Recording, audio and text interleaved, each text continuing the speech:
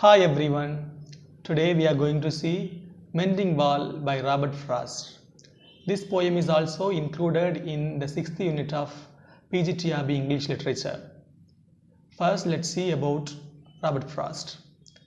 Of course, we all know that Robert Frost is an American poet. He was born on 1874 and died on 1963.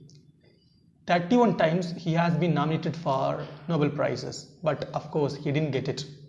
And 4 times he won Pulitzer Prize. And of course he is called as the Poet Laureate of Vermont. So this information is sufficient for this exam. Now let's go into the poem. This poem is included in the volume of North of Boston. There is a lot of volumes written by this person. One such famous volume is North of Boston, which was published in the year 1914. In that volume, this particular poem, Mending Wall, is included. And it is a dramatic monologue. Then, this poem deals with the two different attitudes of life of people. So there is two persons. One is the speaker. The speaker is this particular author. Another one is the neighboring farmer. These two people have difference of opinions. They both are thinking different. Both have two types of ideas. Okay, that is what we are going to see in this particular poem. Shall we go to the poem? So the author starts writing this poem by saying, there is some spirit which is always against the divisions and walls. Like this way he started saying the story, not story, poem. In this poem he starts saying like this. He says there is a force which is against walls and divisions.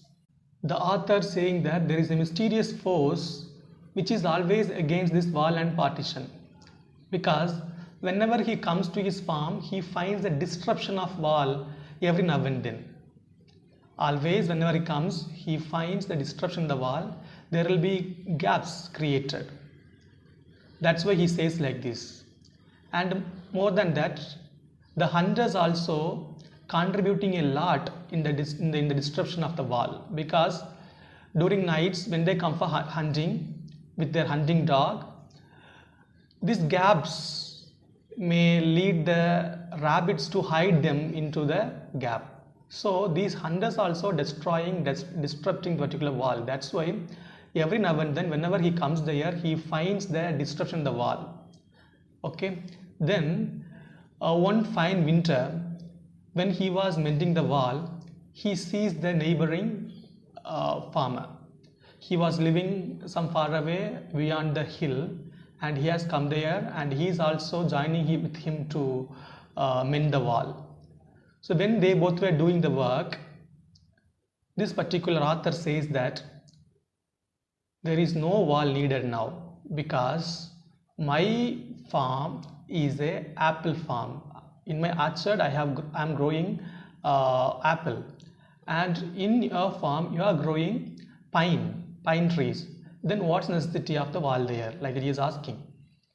For which the neighboring farmer says that good fences is essential to have cordial relationship with neighbors. And this speaker is not convinced with his opinion. That's why he is saying, if there is cattle or cows, there should be a wall needed. As we both have no cattle and cows, why there is the need of the wall?